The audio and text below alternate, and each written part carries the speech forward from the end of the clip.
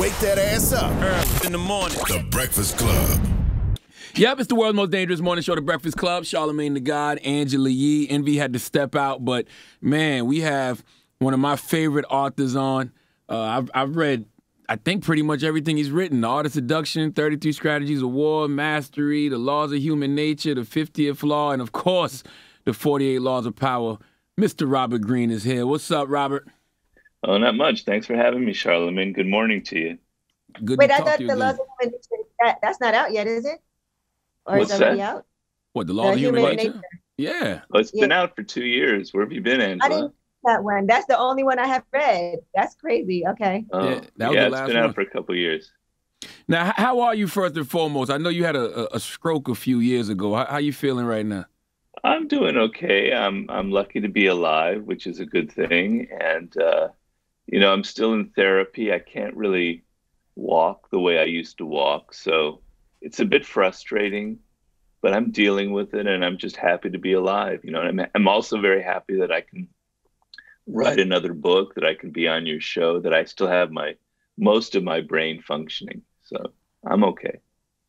I always talk to people about your book, Mastery, because I think it's so important. I actually have a show I did with Facebook, and it's called Mastery of Comedy.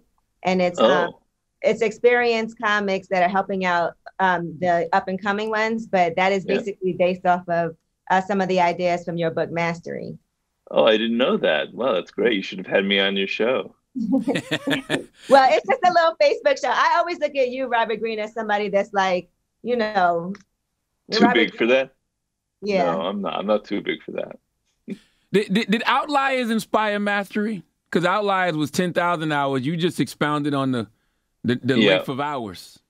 Well, I can honestly say I haven't read Outliers, so it didn't come from Outliers. I was aware of what he said. There's actually some differences between what he wrote in that book. I respect Malcolm Gladwell a lot, but when I write a book, I try not to read things that are too close to it that have come out recently, because I want my ideas to be my own.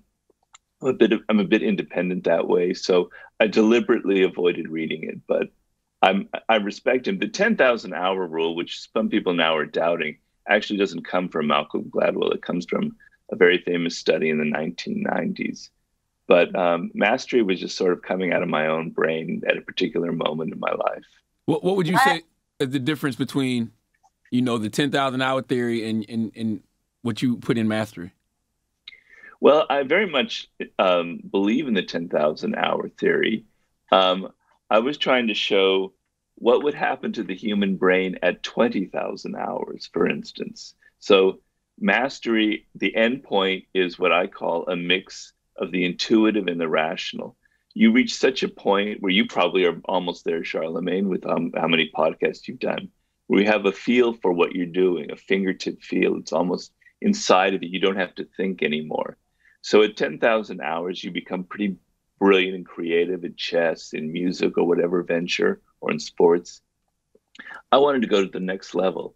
What happens if you spend 10, 15, 20 years delving into something and repeating and doing it over and over again with still a lot of enthusiasm and excitement?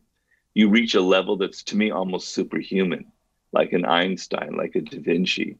So that's the only difference. And it's not just a matter of accumulating 10,000 hours. That's the misconception people have. Because you can spend 50 years, in your garage painting, and you'll eventually accumulate 20,000 hours, but you won't be a master. It has to be intensity. It has to be the kind of practice that you have. It has to be within a certain time frame. So that's the only difference. Mm. And what I like about other things that I always use is when we talk about having your back against the wall, right, to get out of a difficult situation. And we always need to operate with that same type of intensity.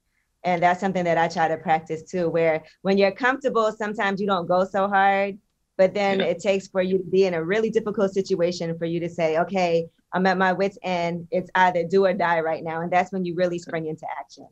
Yeah, that's called the death ground strategy. I did that in my 33 Strategies of War book. I remember I was doing a book with 50 Cent called The 50th Law. And I was a bit intimidated working with him, and it was the first time I'd ever worked with a so-called celebrity. And the first version of the book was actually not very good, I have to be honest. And the publisher was going to cancel the project. They weren't satisfied with it. They were being polite, but they weren't satisfied with it. And so we brought in somebody else as a publisher. And he said, okay, Robert, you have to redo it. And I decided I'm going to redo it. And basically the problem was there wasn't enough me in the book. It was too much 50, not enough me. It needed to be a mix.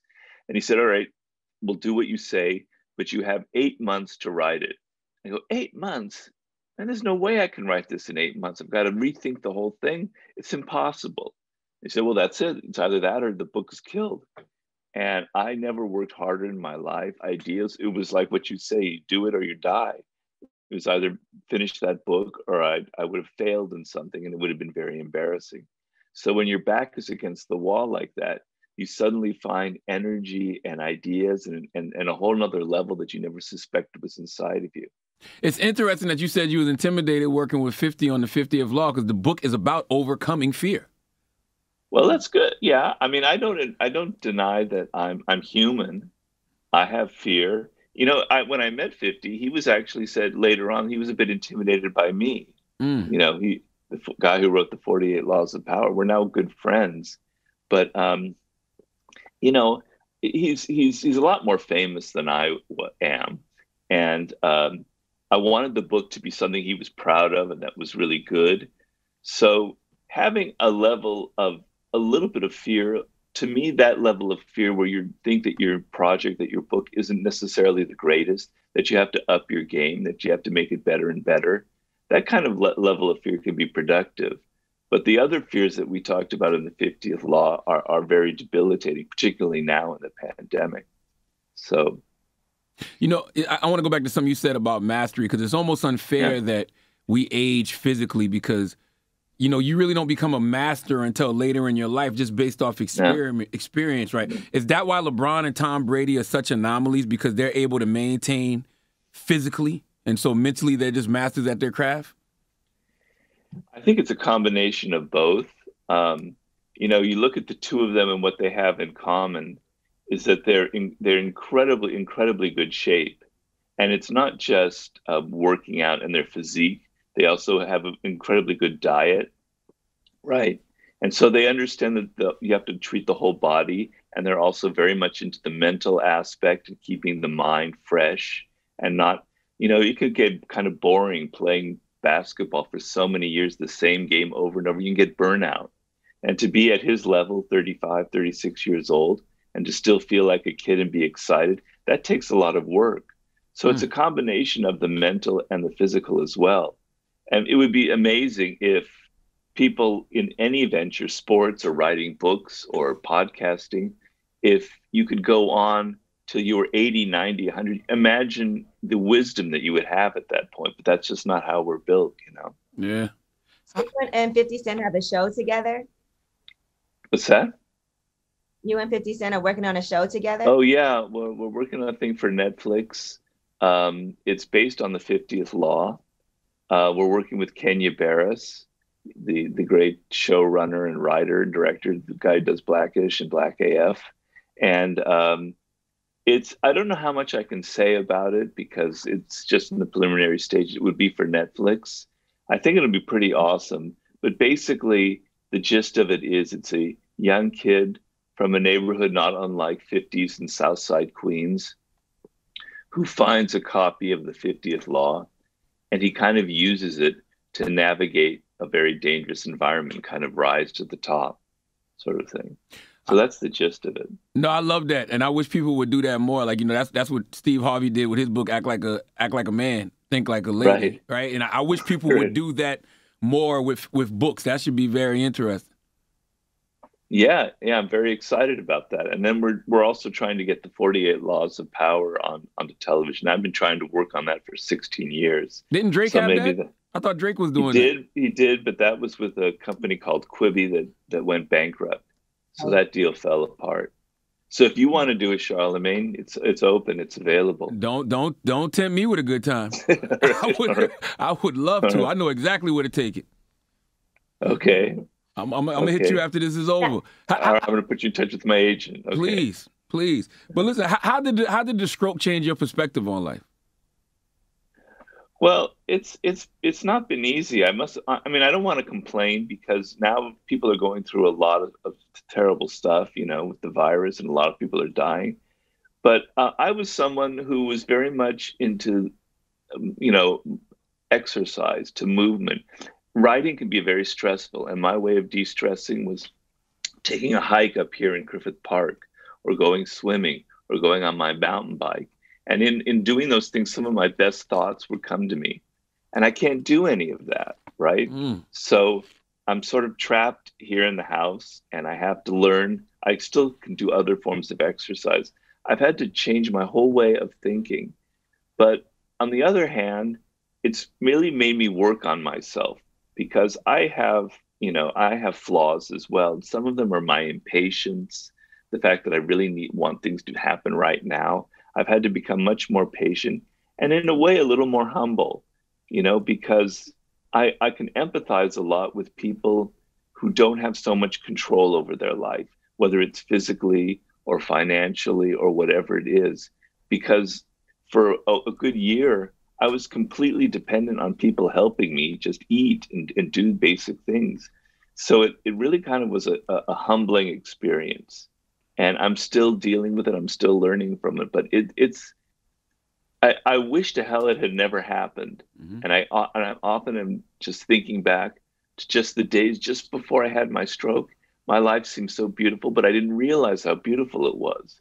And I tell people a lot, don't take for granted the little things you have right now, because something like this happens, they could be gone, and you don't realize until after it's gone. So it's been the worst and the most powerful experience in my life so far. Wow. And you are working on a new book now too, right? Yes, I am. I am indeed. Are we allowed to know what that's about, or is that confidential? No, you can know what it's about. It's a kind of a different book. It's called The Law of the Sublime.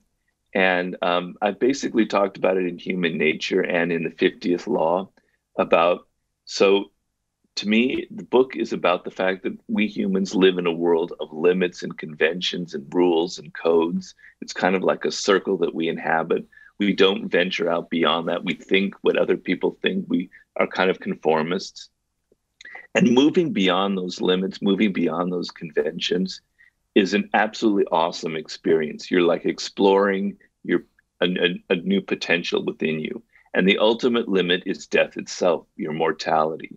And so exploring that aspect, turning your worst fear into something that actually makes you like life, love life even more, and gives you more energy and more empathy for other people, is a very sublime experience. And so I'm delving into all aspects. I want to wake people up to the fact that just being alive is the most insanely unlikely of thing you could ever imagine.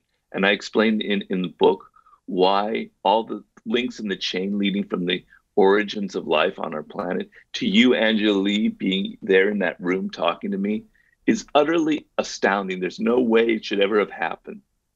I want to open people's eyes to so many of these, excuse me, to so many of these things we don't think about, excuse me, that are just, the only word I can say is awesome.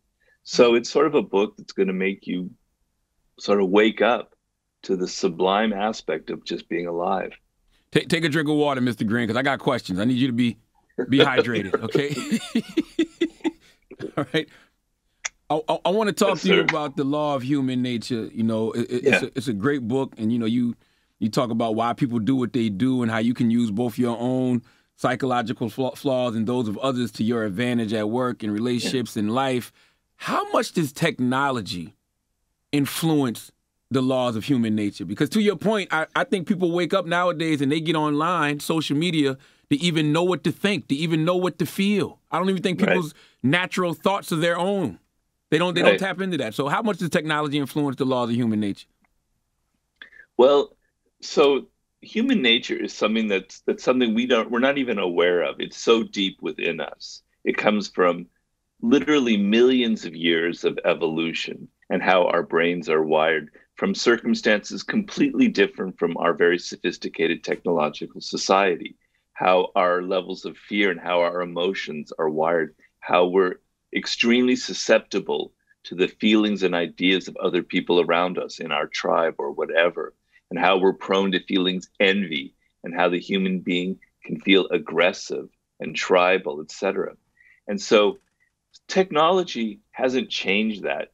So 20, 30 years of the internet is not going to rewire the human brain that evolved over so many millions of years. It's ridiculous to think that. What it does is it makes things worse. It intensifies so many of the worst aspects of human nature. So I talk in the book of the power of envy. Envy is one of the oldest and most profound human emotions. We all experience it, right? But nobody ever likes to talk about it because it's a very ugly emotion. Mm-hmm. It's basically you wish that you have something that other people have.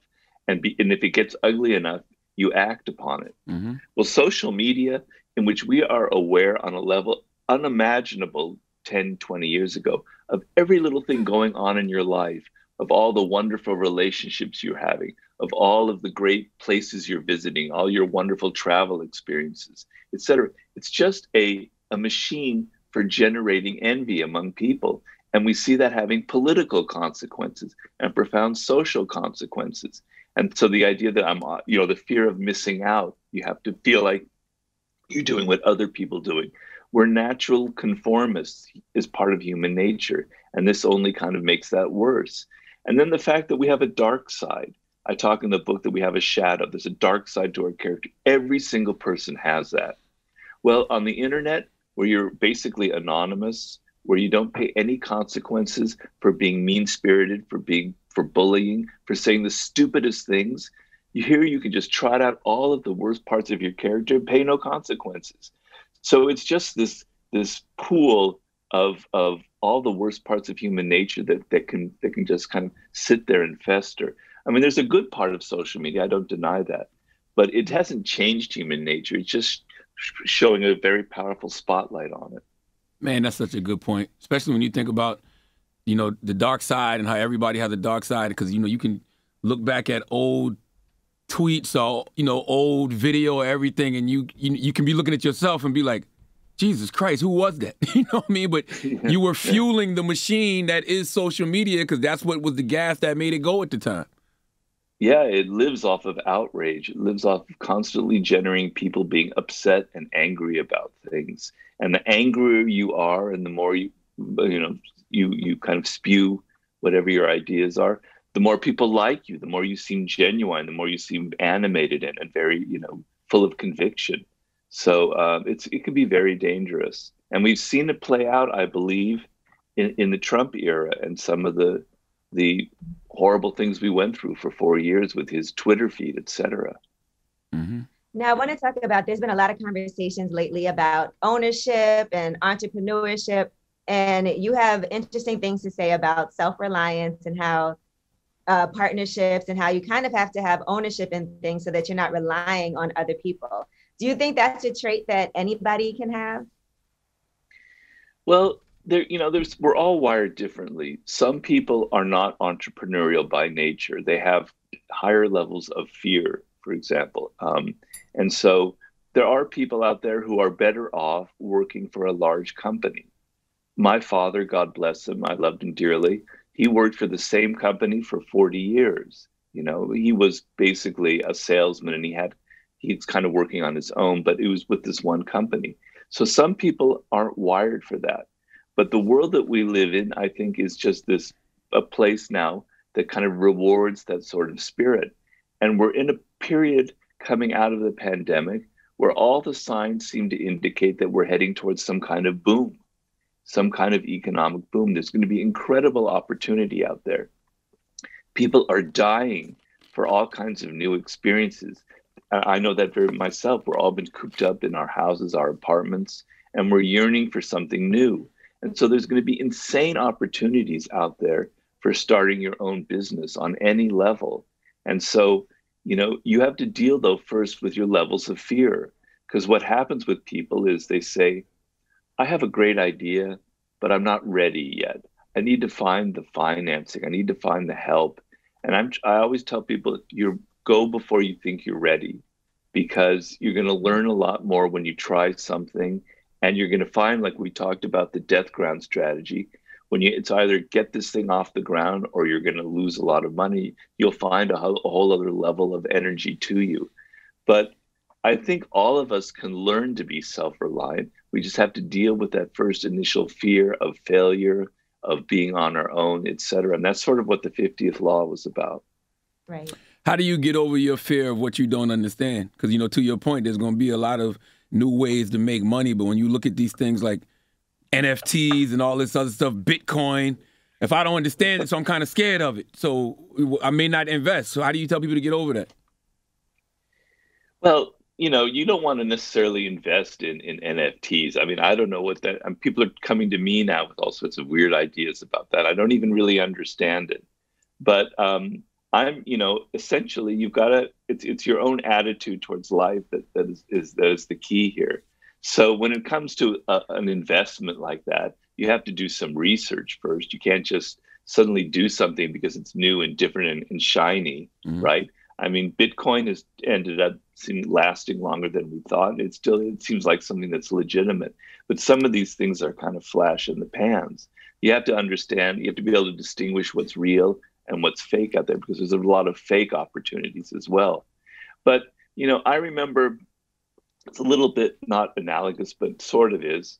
I was in Europe 20 years ago, and I was in a theater, and suddenly the fire alarms went off, and I was in this middle of this crowd, and people were panicking, and I was starting to panic myself, and it was a terrible thing. I was like hyperventilating, I was sweating, I couldn't get out, I was trapped. Eventually I got out.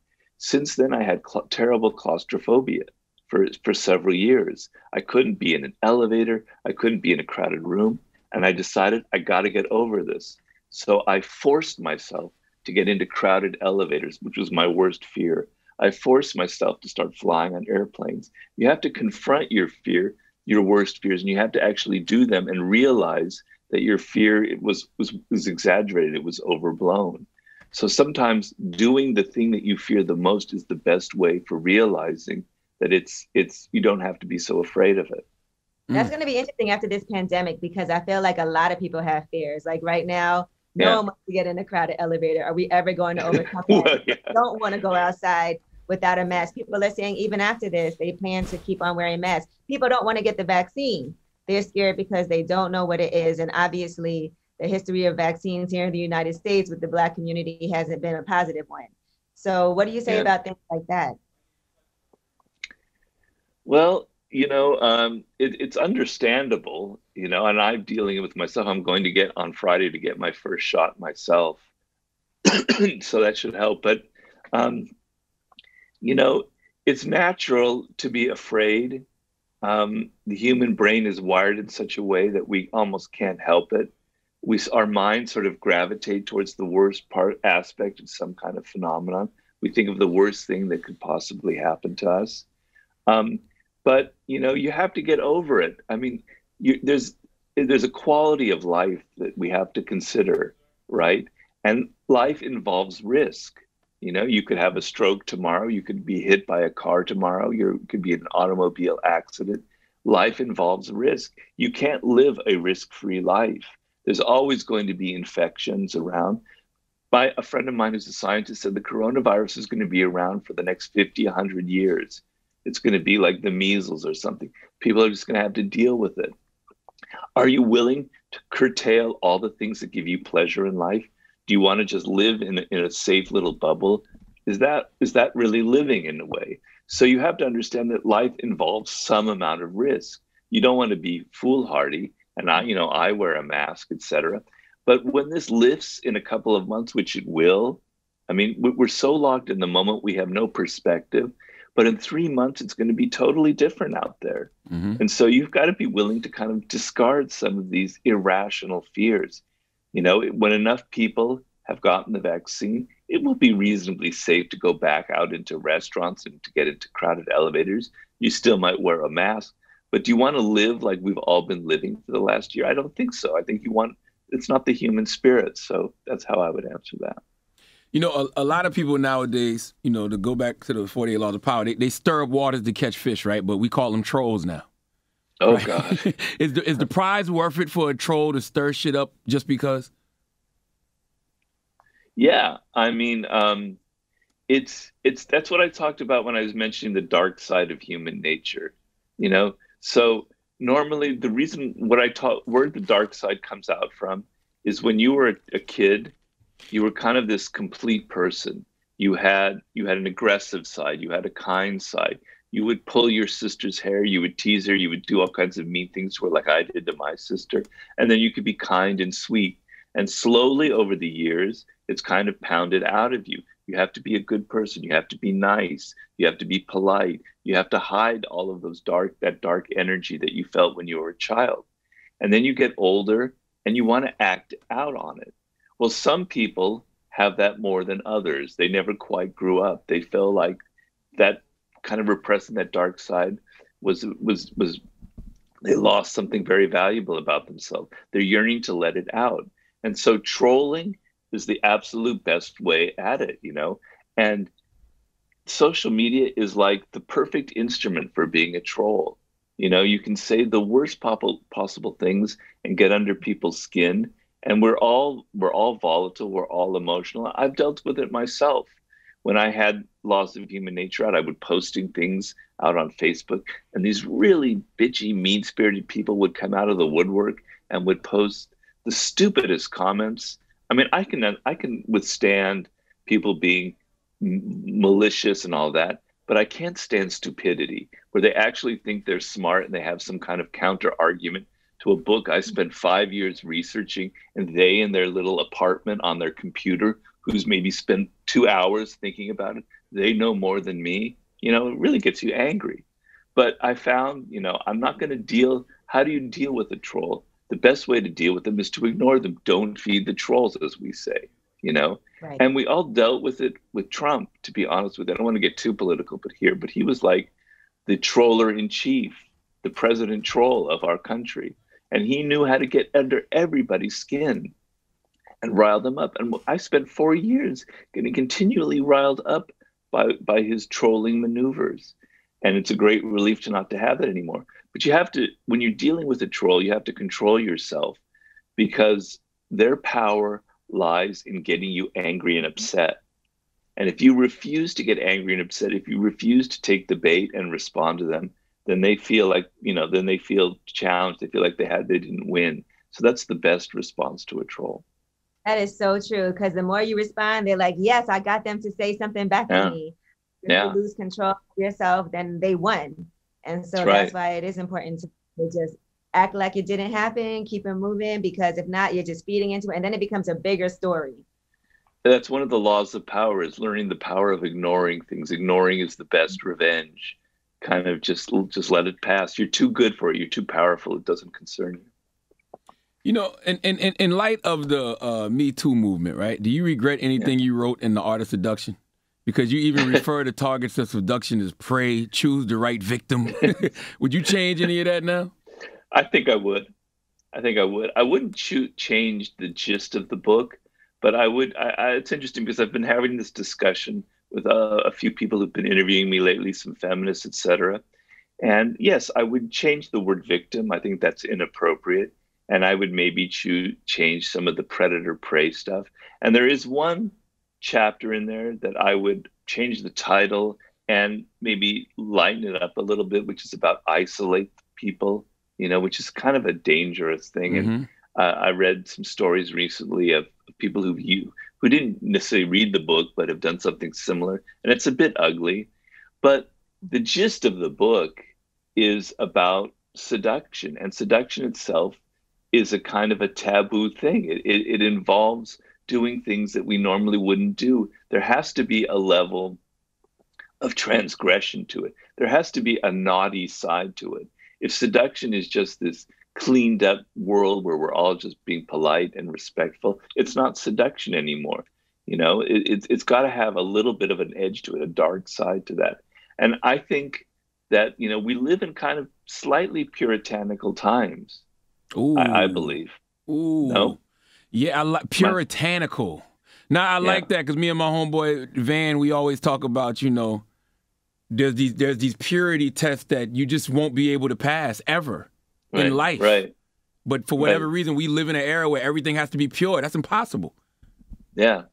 Well, you know, it's like everyone has to, you know, virtue signaling. They have to show how they're the most woke person, that they have the most virtuous out there. And I believe that something like the realm of seduction, relations between men and women, or this is not necessarily can be gay or straight, any kind of seduction, kind of goes beyond that. We all have a side of us that wants to be taken out of our day-to-day world. We want something a little more dramatic, a little more exciting, a little more transgressive. And that's what seduction is about. And so I don't want to totally get rid of that edge to it. You know, I don't want to live in a world where everybody in culture, rap artists, filmmakers, feel like they always have to toe a line. They can't say or do something. We can't be honest anymore about ourselves, about who we are, about human nature. We are not angels, right? We are descended from primates, not angels. And we have to come to terms with that. And so I'm afraid that we're entering a period where people are afraid to say their emotions or to express what's really going on inside of them. They're censoring themselves. Right. Sure And I know indeed. you say that is again fear, right? Because you're not able to just sometimes go right into the fire and be who you are, because you're always concerned about what other people might think about you, what might happen to you as a result of something that you say. Well, I mean, look at the consequences now. You say one wrong thing and you're banned from some platform, or you're boycotted on some level. So the fear there is real. You know, if I suddenly said something so controversial on this show, I won't do it. Where people are so up in arms, they start saying Robert Greene is evil, he's the devil, we're going to burn the 48 laws of power. You know, I'd suffer very strong financial consequences. That doesn't So happen to 50 Cent, though. it doesn't. I mean, Well, 50 Nah, Cent, I feel 50 like is he says whatever's on his mind, and it could be controversial, and it's well, still booming. yeah. I mean, he lives off that. That's how he gets publicity, you know. But he He's mad doesn't. at that. Does he ever? Do you ever get the impression that he kind of goes over the line? That he says something that's that offensive? I mean, it's yes. mostly these but I mean, I get it though. You know what I'm saying? I understand it. So it's like but I put it like this: when he says certain things, it's not that it goes over the line with me, but I know that it'll go over the line with some people. But you know, he's An anomaly. It's like, I feel yeah. like if somebody else said some of the things that he said, it would well, be way worse than anything that would happen to him. For some reason, I don't know if it's because he's been working with you, but he's mastered some things and strategies where he's I don't. able to just, yeah, it's amazing to me. I'm like, oh my God, I can't believe 50 said that. And then it's fine. Well, part of it's his personality. He's very charismatic. He's very charming. He's kind of sweet. He's got a very good sense of humor. About 15 years ago, my mother, who's now 94 years old, she met 50 Cent at a book signing, and she was going, "My God, I didn't realize he's so sweet and so charming. He totally seduced my mother." So he's got he's got a seductive side to him. You know, where other people, the spirit doesn't seems kind of mean and ugly. It doesn't really seem that way with him. He seems continually playful, and he can get away with that. You know. That's interesting in itself to me. Well, he's Yeah. he's a Cancer. I'm a Cancer too, so I understand Oh, all of 50's traits. oh, you do? Yeah, Yeah. yeah. I've How, got some cancer in me as well. how important is forgiveness, you think, in life? It's very, very important, and the reason is you only have so much. You're only alive for so long, and you only have so much emotional and physical energy. And if you go through life carrying these grudges and these feelings from the past where you can't get over them, it's just draining you of energy. It's occupying very valuable mental space, and days and weeks and months go by where you're stewing over things that people have done to you. You can't get over it. And it's causing you to not focus on your work, to not be so creative. You need to have a clear mind in this world. And forgiveness is the best way to clear all that baggage out. And it begins from a basic position of humility, which I try to hammer into people's heads in the laws of human nature. I try to make you aware that you are not as great as you think you are. You're not as wonderful. You're not as good. You're not as intelligent as you think you are. Okay? You are flawed, and you're not looking in the mirror. And it's painful, but it's very important. And when you look in the mirror and you realize you are a flawed individual, then you're a little bit more forgiving of other people. You can understand your own irrationality, so you can understand the irrationality in other people. You understand your own fears and anxiety, so you can understand other people like that. So forgiveness to me, and particularly as I get older, is an extremely important trait. It's something I've lived by for many years. I really don't like the feeling of carrying any kind of grudge. It makes me feel kind of ugly and dirty inside. And I just want to get that out of my system. I just got a few more questions, Sure. Robert. You know, what Angela said is true about forgiveness, and it makes me think about redemption culture. But I know you're really into Malcolm X, so I got a couple questions about Malcolm X. Why Sure. are you into Malcolm X so much? Well, it's an amazing story, and I'm into these kinds of stories. You know, he's basically a hustler. He was partly a pimp in Boston, where he grew up, and then he goes thrown into prison. He was probably it was probably a setup, whatever. It was quite unjust. He's in prison now, and he's looking over his life, and he realizes. And what I love about Malcolm X is his incredible self-awareness. All right. He realizes in prison just what I'm talking about. He looks back on his life with honesty and he goes, I'm a failure. I'm a loser. I am not a good person. I've got to change. And he goes to the prison library, and the prison library is what changed him, which is what changes a lot of people in prison, right? It's a story that's been repeated over and over again. And he starts reading books in prison, and he starts awakening himself up. And he reads a lot of books about history and a lot of books about the history of African Americans in the United States. And he opens his eyes up to this other reality. He gets outside of himself. He was a self-absorbed kind of hustler. And he realizes there's a higher purpose, which is helping Blacks in America in a very horrible period in our history, the 1950s. And to me, I just love stories like that. That is a total redemption story, if you will. And then he was very strong when he got out. He was a man of convictions. And when he felt like the Nation of Islam was going too far, or was something about it that he disagreed with, he stood up for it. He spoke up against them. You know, he was very righteous, but a man of great conviction. And I admire that deeply. And he was also incredibly charismatic.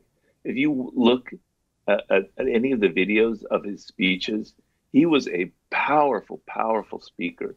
And I used him as one of the icons in the art of seduction for charisma.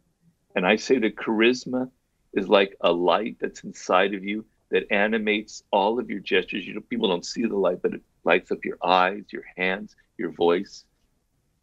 And that sense of oppression and all that he had experienced in his youth, it animated everything he spoke. He was a brilliant man. I very much admired him.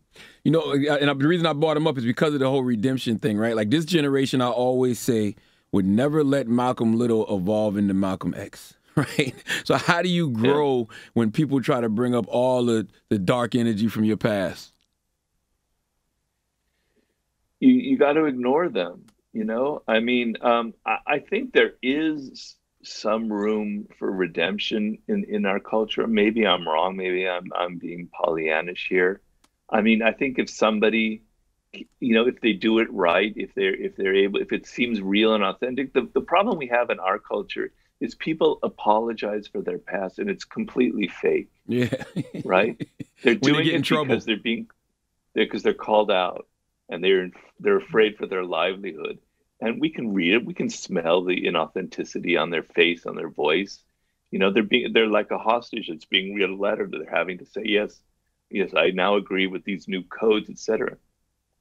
But the thing about someone like Malcolm or some other people like that is it came from a place that was very real. He wasn't faking it. He wasn't faking his change from growing from a hustler. And you know it. He wasn't doing that as a way to get out of prison and then to make a living with the Nation of Islam and then go on. It came from a real place. So that's the key here now. You have to look inside. You have to, if you did do something wrong, you have to own up to it and not be fake about it and not try and say, yeah, I did this one thing, but it really was the fault of my parents, or it was really the fault of this. No, it's your damn responsibility. Take ownership of what you did that was wrong. Apologize if you did hurt somebody, and then move on and then show that you actually changed. So it's just whether it comes from a place of a realness or a place of fakeness where you're just trying to appease the angry mob. Mm. Do you think the media as we know it will ever be the same? No. No. I mean, in some ways, there's a good side to it. I can say what I like about the new media landscape is I like the democracy of it all. So in the old days, where it was just mainstream media, and my books came out at the end of that period. The only thing was, going on a television show or a big radio show. And people were so arrogant. They were so full of themselves. They thought they were so superior. Journalists thought that they were the greatest thing in the world. And they looked down on writers or people they were interviewing, etc. And now this landscape, I love talking with people like you or just any kind of a podcast out there. People are much more real about it. They've read your book. You would go on these shows. I once went on the show, I think it was Good Morning America with 50 Cent for the 50th Law. And they hadn't even read the book. They were just reading their stupid notes that somebody had passed on. And they were asking the most inane questions. Right. So I like that whole world has been broken up. But the dark side of it, where people can say anything and get away with anything, and the angrier and stupider you are, the more you appeal to the masses and appeal to the worst parts of people, the bigger your audience. That's a terrible thing. I don't think it's going away. It's like the coronavirus. It's going to be with us for 50, 100 years. Wow. And you also think that people see other people that they think are successful now. So like when it comes down to mastery, people don't feel like they have to put so much work in to attain success. And they don't understand that things will fall apart if you're not actually working towards mastering what it is that you want to do. Yeah, it's definitely an issue out there. I mean, you've got your smartphone, and I know I'm guilty of it myself. And you can just do these insane things with one swipe of your finger. It's unbelievable. It's like magic. And then you now have to write a book, and it's going to take 4 years or 3 years of research and being alone. You don't have patience for it anymore because you think everything should be fast and easy and quick. And I think it's really holding back a lot of young people. They don't understand that there's a process involved, that nothing is going to be as easy as technology seems to make it so, that the more time you spend on something, the better it tends to become. I mean, we've all had the experience where in the moment we get angry or upset about something that's happened. And then 3 months later, we realize that was ridiculous. What was I so upset about, right? It wasn't true. Time reveals to you the stupid reactions that you had in the present.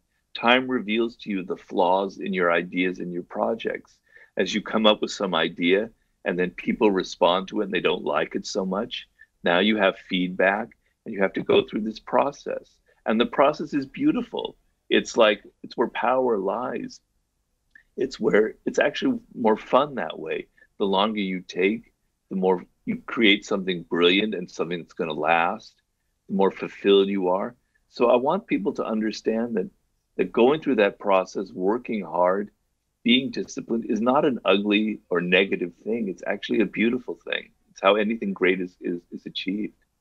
You know, in this social media smartphone era where they tell us we always got to be on, got to be all over social media to stay relevant, whatever it is, does a law like always say less than necessary help or hurt in this era?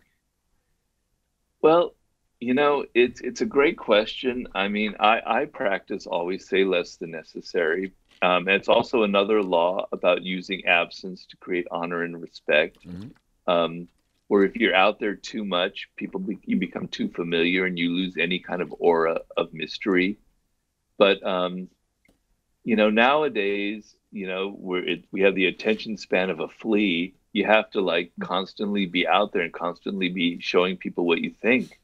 And I think there's the level of publicity, and then there's real power. So, that we've got like Clubhouse now. I don't know if you've seen the whole Clubhouse phenomenon, where people just talk, talk, talk, talk, talk, talk, talk, talk, talk. Every few seconds I see a notice on my phone and all these people, and I'm going, are these people ever doing anything? All they're ever doing is talking. No one seems like, is anyone actually making anything anymore? Real power doesn't lie in just endless talk and chatter. And you'll notice the people who are the most powerful in business, the most powerful in technology, the best writers, the best filmmakers, they're not sitting there talking all the time. They're actually out there doing work. And if you go sit on in a meeting and you're there with like the head of some corporation, this man or woman usually wears a mask. They talk less than other people because talking too much makes you look weak, makes you look like you can't control yourself. And talking less gives you an air of mystery. So that's never going to change because that's human nature. So social media turns us into these chatterers day in and day out. But I don't think that's necessarily where power lies. I still think that law still applies. And here I am chattering away on your show. It's an interview. You have to. I know. Now, I only got two more questions. I want to talk to you about meditation, because that's something a good friend of mine named Debbie Brown has been trying to get me to add to my mindfulness repertoire forever. And I started doing it over New Year's Eve, New Year's. Congratulations! And, oh man, I love it. Like it's amazing for me. What does your meditation practice look like? Well, I do a form of Zen meditation, which is a bit difficult. I've been doing it for close to 11 years now. And I do it 40 minutes as soon as I wake up. And I've turned it into a little ritual because I like rituals as a writer. It's kind of how you live. I have this little pillow that I sit on. I have a candle and some incense that I burn. And I sit in front of the window. And then for 40 minutes, and 40 minutes is a pretty long time, I try and completely empty my mind. No thoughts, nothing going on. And I have they're called koans. They're stories that you meditate on. And they're kind of absurd. They seem to have no meaning. And I have this one koan that for 4 years now, I've been meditating on day in and day out. I could tell you what it is. It won't make any sense to you.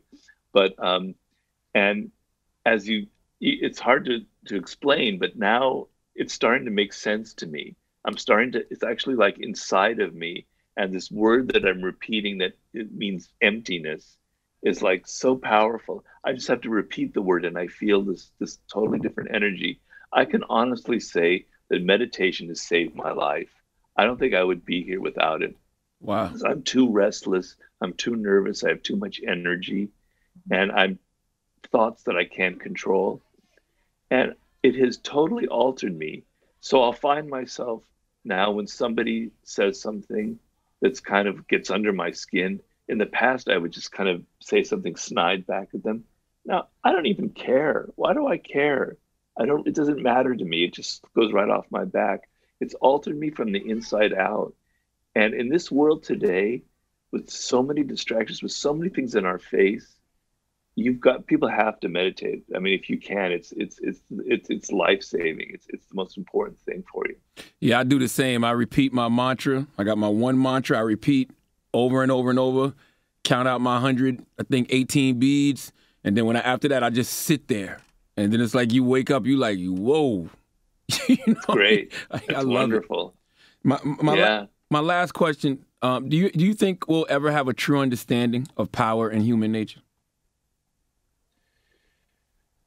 Well, it depends. I mean, probably not, because I told people the first law of human nature is that we deny that we have human nature. We don't want to admit it. We don't want to admit that we can be irrational or aggressive or grandiose or feel envy or that we have a dark side, on and on and on. It's always the other person. So the main thing in human nature is we always point fingers at other people, right? That's like the most primary thing about humans. We always like to look outward to blame other people or the gods or whatever's going out there for what's happening to us. That's like our reflex action. And so we're not primed as humans to be inward, to think about ourselves, to think about what we have done and our responsibility for what happens in life and for what we might have said that made somebody else upset. It's always their fault. And that lack of self-awareness is actually getting worse in the present when we're so pressured with all these things going on in our life. It's very difficult to take time to actually reflect on what you have done. So if you're fired from a job, your natural thing is to get so angry at what happened to you, etc. And I'm trying to tell people your first impulse must be, why did you choose a job? You're probably in that job not doing the best performance because you're not connected to it. You're not emotionally engaged. You chose the wrong profession. Now, some cases it's not always that way, but look inside and say, it's me. Something's wrong with me. This isn't the right place for me. And examine yourself and examine who you are. It's not natural. And it's harder for us more now than ever. So that's sort of why I wrote the book. So, and power is the same thing, because power is a dirty little secret in our culture. People will talk about their sex lives. They'll talk about whatever it is. They'll reveal everything going on, what they had for breakfast, etc. But nobody will ever talk about the power moves they did to get ahead in life. And we all have done them, right? We've all been manipulative in some way to get to the top, if we got to the top. So there's a lack of honesty about who we are and about our desire for power and the things we do for power. And I don't think that's getting any better, you know. Maybe in 200 years, a ray of light will hit Earth and people will change and they'll suddenly be more self-aware. And that would be a wonderful thing, but I wouldn't bet on it. Wow. Well, man, thank you, Robert. You know, thank you for all your literature, all the information you've given us over the years, the conversations you create. Thank you for Ryan Holiday, who's also become one of my favorite authors. And I can't wait for your next book. Oh, that's my guy. Well, I have a book coming out that Ryan has helped me with in the fall. It's, you know, Ryan's Daily Stoic. Yeah, I read it every morning. All right, I'm coming out with my own version called The Daily Laws. It'll be out in September. Wow. So Ryan sort of inspired that. It's kind of very similar to that. Yeah. Wow. Just finishing that up right now. I got to add that to my affirmations then. Yeah. Well, thank Ryan for that, because he got me to do it. Okay. And apparently I have one more book to read, so I'm going to get on that I missed before we get these next ones. Well, it's my longest book. I'm sorry, Angela. It's almost 600 pages, but that's okay. I enjoy it because there's nothing I like more than having a book to look forward to reading when I get in bed at night. So. Oh, okay. All right. Thank you so much. Thank you. Looking forward to the show too. And congratulations to both of you. You know, I remember seeing both of you like 13, 14 years ago. Was probably the last time we ran into each other at Wendy Williams. Wendy, yeah.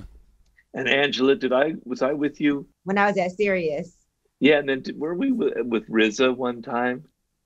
Yes, it was Jizza, and you guys were trying to work on. Yeah, that was right with the chess. So. Yeah, exactly. Absolutely. Anyway, I'm so happy for both of you. It's amazing. I'm really excited and proud of all you guys have achieved. Robert, thank you very much. Can't wait for that daily power book and daily law book in September. Okay. All right. All right. Great. Peace.